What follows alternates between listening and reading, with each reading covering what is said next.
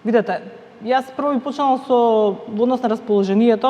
Ние се уште имаме значително мнозинство од граѓаните кои што ја поддржуваат целта за членство во ЕУ. Ако основното прашање кое што се поставува во контекст на пристапувањето во ЕУ на државите кандидатки, ако утре има референдум, како би гласале? Ние се уште на тоа прашање стоиме некаде над 65% и повеќе од јавноста кои што ја го поддржуваат членството.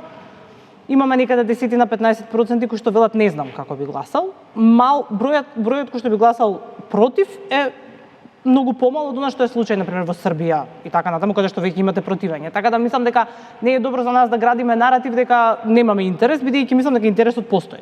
Постои она пошто сме специфичен случај е дека ние имаме највисокиот процент од јавноста која што не верува дека ние ќе станеме членка, односно некаде околу 30% од граѓаните во последните неколку години, ако кога ги анкетираат, велат дека би сакале да станеме членка, го поддржуваат тоа, но поради нашиот специфичен случај, можеби околу 30% не веруваат дека тоа ќе се случи.